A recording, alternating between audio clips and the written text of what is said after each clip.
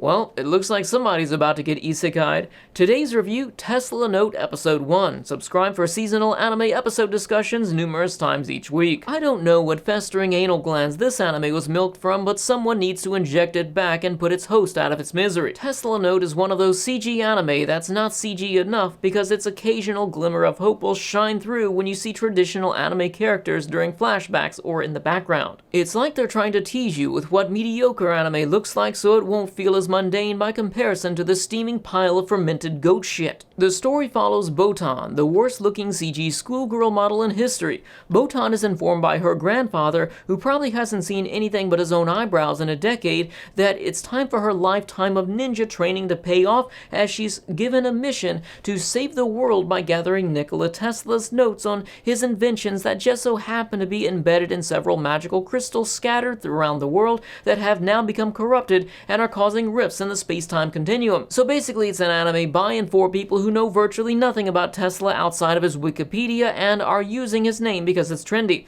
Botan is obligated to team up with some obnoxious jackass suffering from who's the main character syndrome. They go to so much effort to detail his jacket that sometimes they forget to animate his teeth when he talks. Their first mission was to sneak into an accident site where a train warped into the middle of a Norwegian city and melted everyone on board. Botan uses her video game-like transformation ability to disguise herself as a specific scientist perfectly. As she sneaks into this train wreck, she realizes there's a half-melted survivor, and this happens.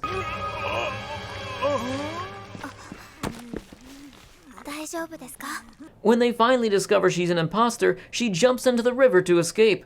Somehow in the river, she takes off her wig, glasses, gloves, boots, jumpsuit, and turtleneck sweater, stripping down to her white t-shirt and exercise shorts. That's a lot of work to do while swimming, but I guess it's possible for a ninja, since ninjas hate swimming in turtleneck sweaters apparently. Maybe it's because they wanted Botan to show off her body through a wet t-shirt. They tried so hard to make this fanservice scene work, but sports bras aren't that sexy, and it's painfully obvious the only wet thing in the scene is her shirt. Her hair, skin, pants, and even Kurama's entire body is also dry, even though he just went for a swim in the lake and is still currently standing in it. Also, did he seriously change into a new hoodie and jacket just for the sake of this mission?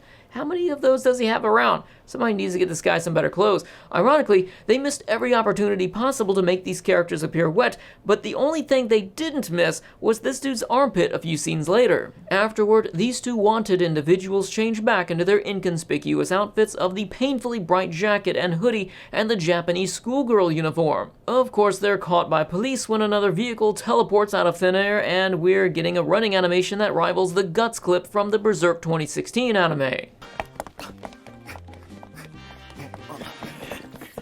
Overall, Tesla Note probably won't profit enough to pay for a Tesla Note, and it probably makes this one guy who reviewed its manga with a 10 on Mal punch himself in the butthole with a fistful of stale dumplings. The overall concept seems like guilty pleasure territory, and the anime's execution is a total laughingstock. I feel kinda bad trashing it like this, but part of me feels like this is what anime will look like in 10 years. Either way, I may continue reviewing this anime depending on how I feel. I initially dropped it yesterday, but I woke up in a playful mood this morning and wanted to enjoy it like a guilty pleasure. What did you think of Tesla Note? Like the video if you enjoyed it. Thanks for watching, and I'll see you later today with Moon, Laika, and the Blood-Sucking Princess.